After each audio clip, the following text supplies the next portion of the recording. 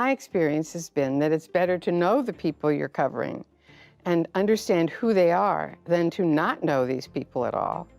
But there are boundaries, and when you cover a Supreme Court justice or a judge, the boundaries are pretty clear.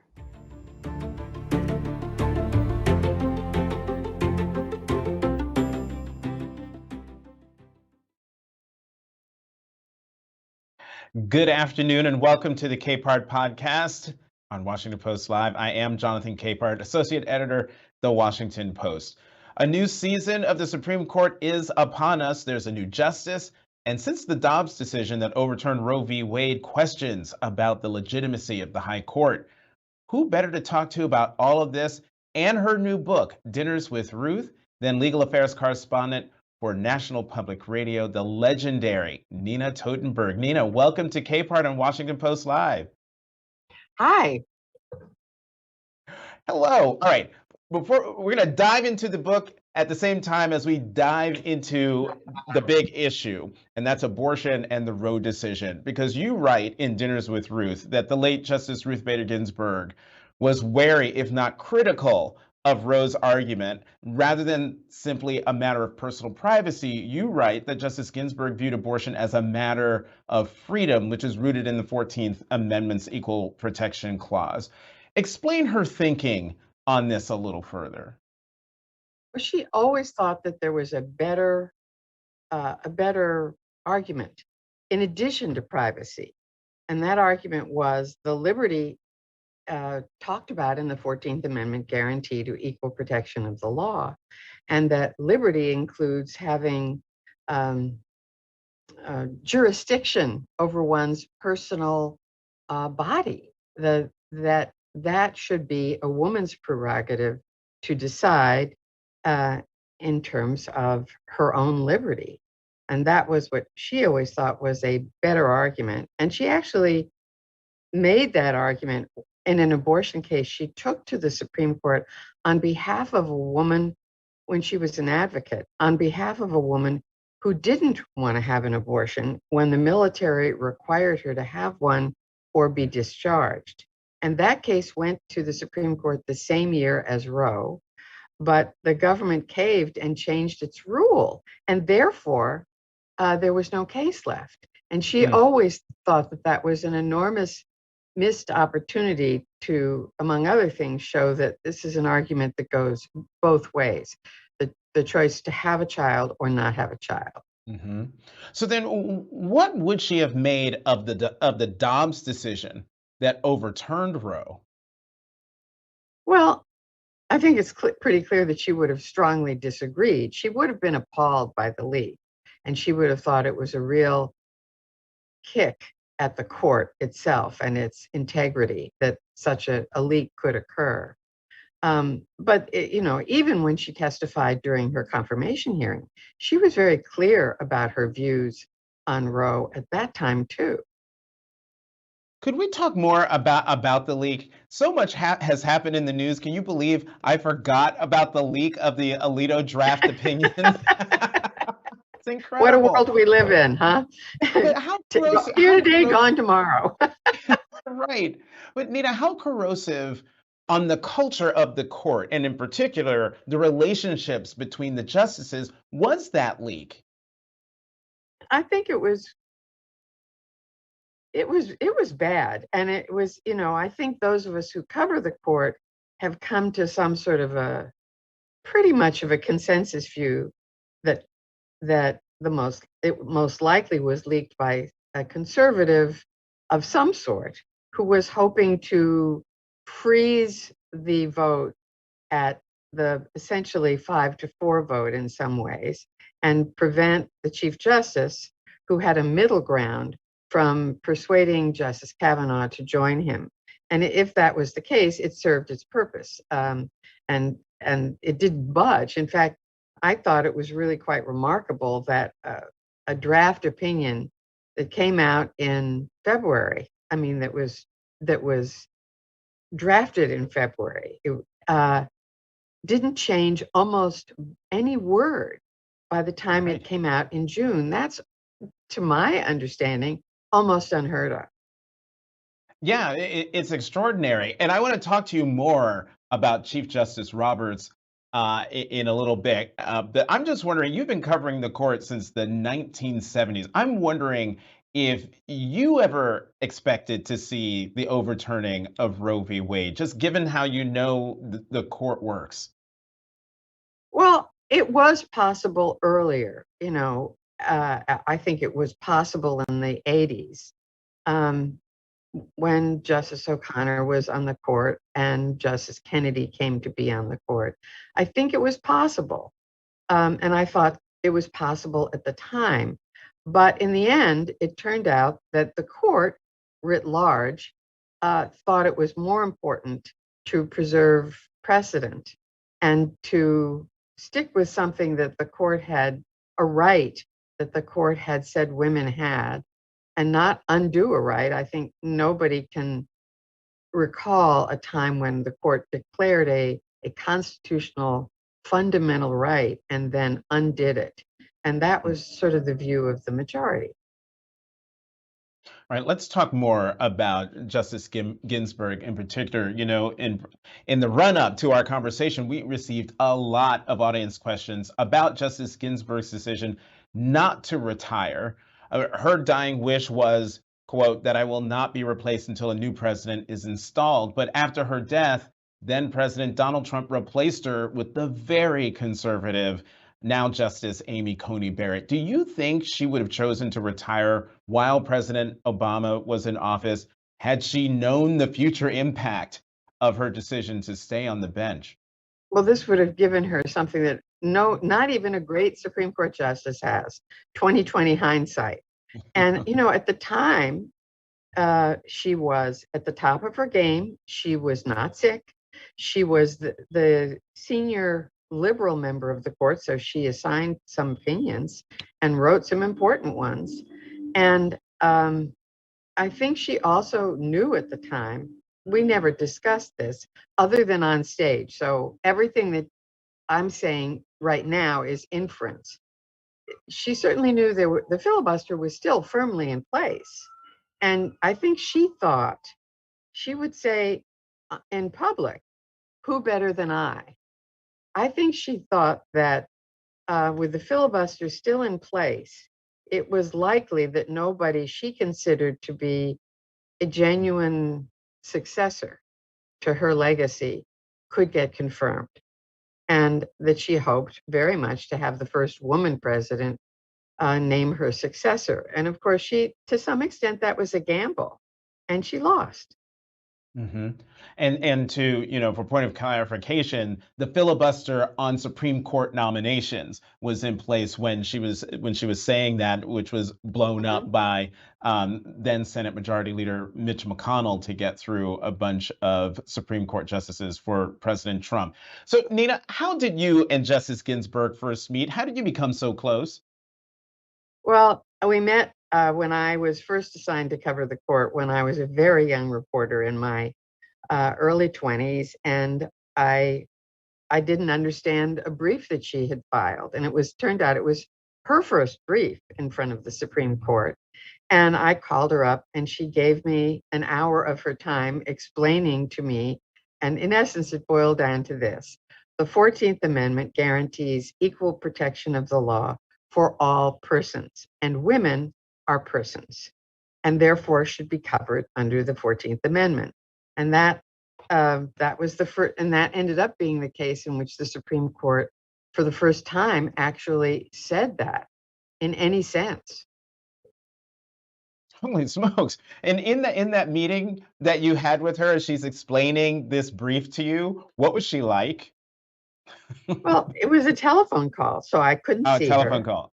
I couldn't see her, and she had this very rich, kind of low, deliberate voice. And she didn't make fun of me at all or any of my stupid questions, for which I was eternally and to this day grateful. Whenever I call people up and I ask what I am pretty sure is a dumb question, it's nice that they don't make fun of me.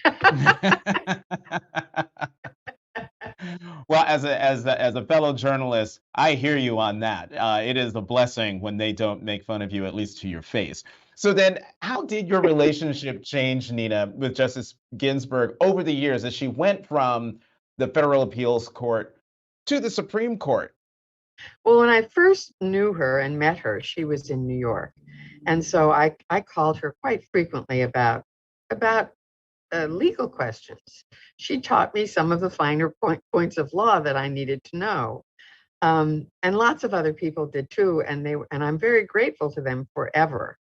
But I didn't really know her personally very well until she moved to Washington to be on the Court of Appeals. And she served on the Court of Appeals for, I think, 13 years. And during that time, we became personal friends as well as professional ones. And then at the very end of her life, the last couple of years of her life, we became incredibly close. Um, I had a question that just flew out of my head, Nina, I'm based so on what glad that happens to somebody other than me. happens to me a lot. But well, let's talk about you and now I remember. Now I remember. In addition to being friends with Justice Ginsburg over all this time, right up to her ascension to the Mhm. Supreme Court, in that time, she became a big feminist icon. The notorious RBG, and other things like that. What was that like for Well, her? she didn't really become a feminist icon until she was in her 80s. She didn't become the notorious RBG till she was in her 80s. And she was both, I think she enjoyed it. She found it very amusing at times, and she liked it. I think Okay. she liked it. It was a nice thing for her. It's I the mean, only way I know how to describe it. I'm not sure uh-huh, all of her colleagues thought it was so great because she got all this publicity and they didn't. right. So But both I you, will say this, one yeah. of my other great friends on the court was Justice Scalia. And probably my favorite interview that I ever did was an interview with the two of them on stage at Lisner Auditorium in DC. Mhm. And they came to play and they told wonderful stories about each other. They teased each other and they argued with each other. And it was sort of the best example of a friendship, a long-time friendship that could be based on not just on their agreements that they really liked each other and shared many things together, but that they absolutely and vociferously disagreed with each other. Mhm. It was very cool. Well, I'm glad you brought that up because let's just jump to that because you have dinners and have had dinners at your home where Justices Scalia and Ginsburg together and separately have been over for dinner, and I'm just wondering because that friendship between Ginsburg and Scalia is the stuff of legend.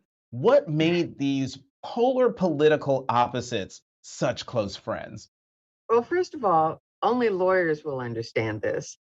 She she and he were both meticulous civil procedure and uh, enthusiasts, and they were real nitpickers about that kind of thing. And they both loved writing, loved thinking about the law. And, one of the great things that she always said he did for her was in the first big feminist opinion that she wrote as a justice.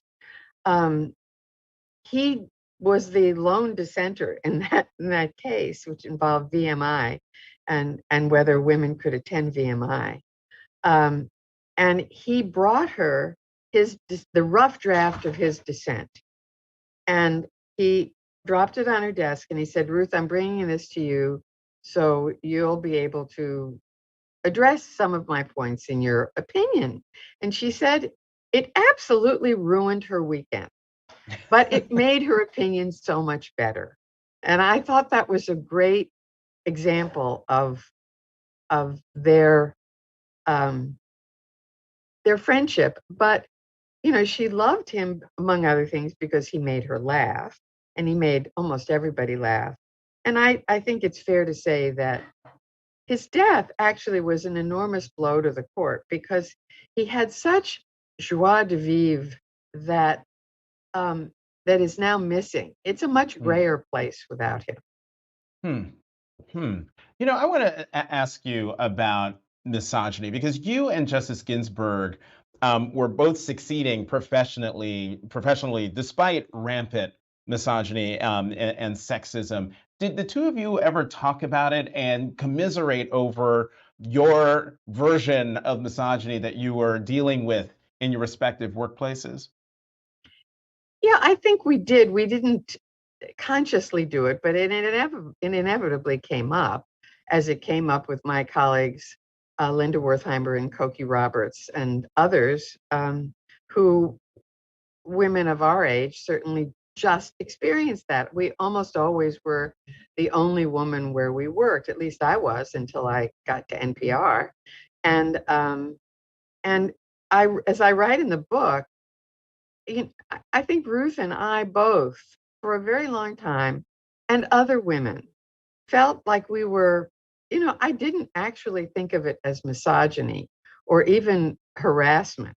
I felt as if we felt, I think, as if we had our noses up against a window pane saying, come on, guys, just let us in, just give us a shot. Hmm.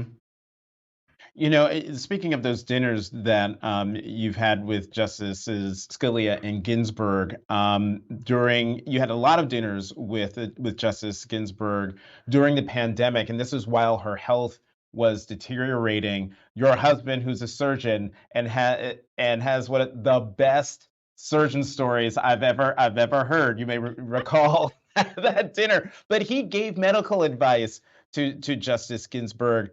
But did you talk to her directly, to Justice Ginsburg, about her health? Not at No, all. I really understood. That's one of the boundaries.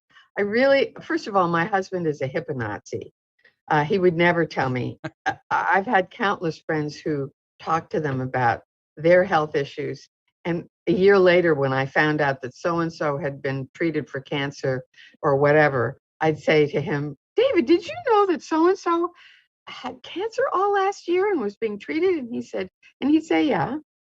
And he just never told me. And he, eh, he kept her confidences.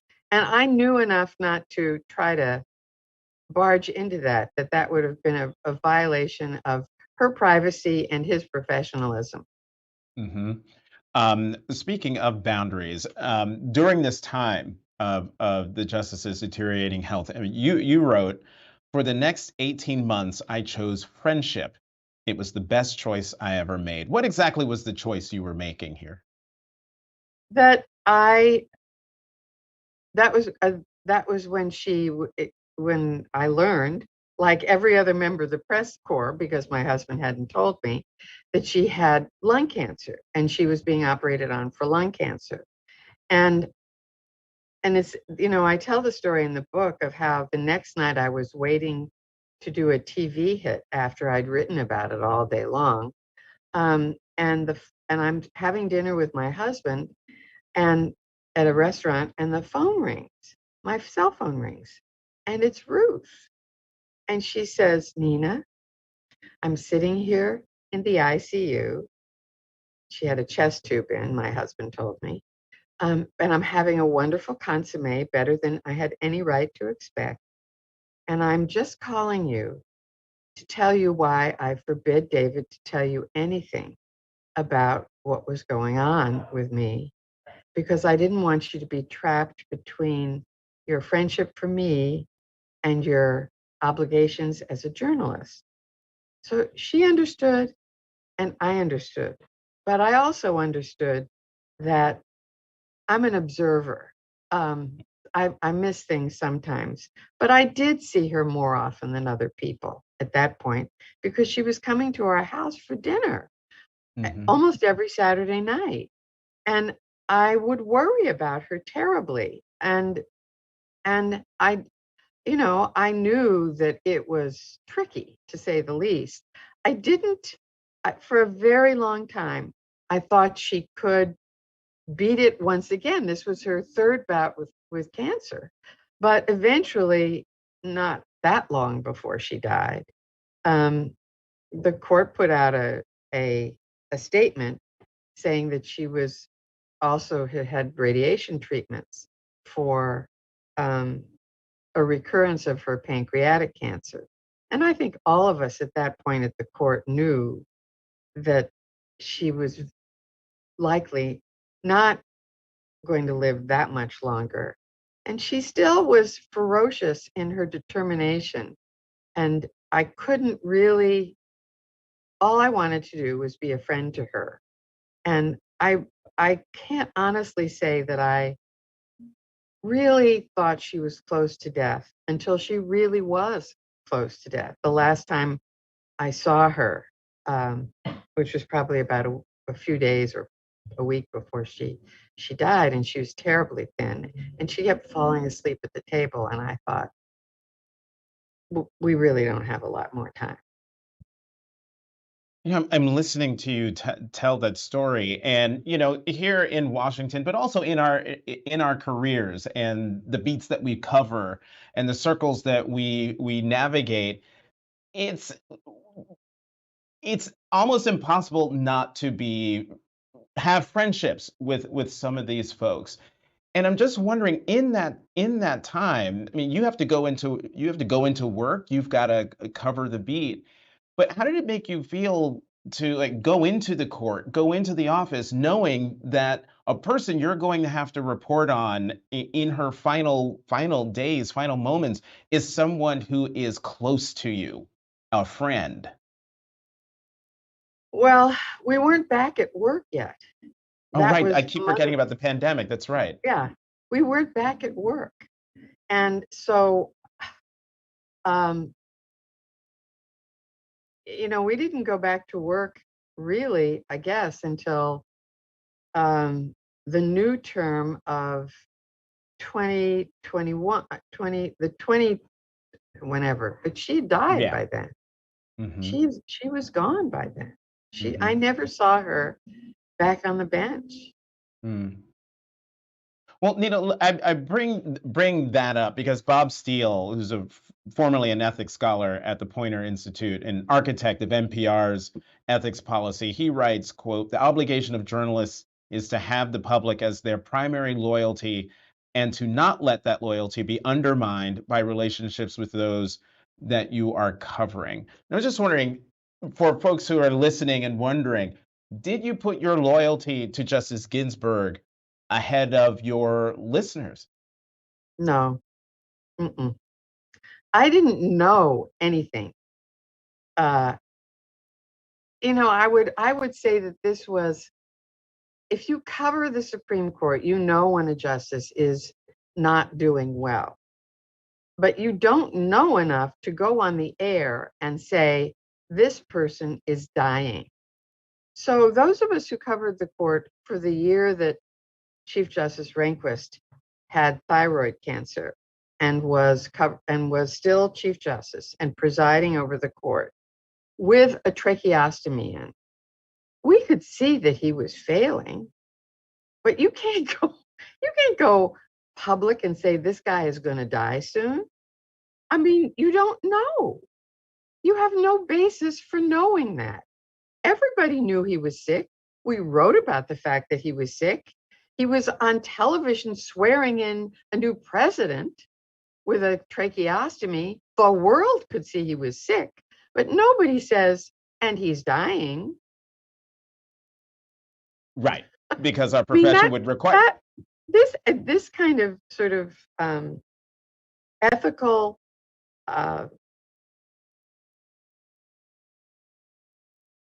the word I'm thinking of I should not say on television. Um, uh, How many letters? it's What does it start with? M. Uh, so this kind of ethical reveling in what coulda, shoulda, maybe oughta have been is the Mhm. thing that academics spend an enormous amount of time on and do not have and they have the luxury of doing that because they're not at work actually covering a story, covering the court, and covering the important things that people want to know about, and sort of understanding how the court functions and what it's ruling on, Mhm. and all that kind of thing. Whether Ruth Ginsburg or William H. Rehnquist died, whether we reported that it looked like they were dying or not, is unimportant.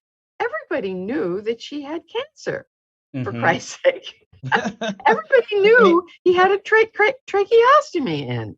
Right. This is not rocket science. What are you Right. talking about? Is it important to know who these people are who I cover? Yes, I think it's very important. And it's important to get to know them and to like and dislike them both. We've got very little time, but I have to squeeze in two questions. One, to get back to Chief Justice John Roberts. Is he chief in title only, especially now there's a 6-3 conservative supermajority on the court? Has he lost control of the court? His job isn't to control the court.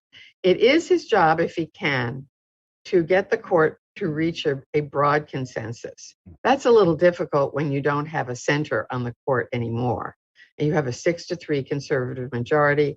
It would be the same for a liberal Chief Justice who had a 6-3 liberal majority. But I think because this is a court that's probably more conservative than any court in 90 years, and he's a conservative and agrees with them on many issues, but simply is not willing to go as far as they are. He may have, I think you will see him stake out a position that is slightly more centrist a few times a term, but don't look for it to happen very often. Mm-hmm. Oh, yeah.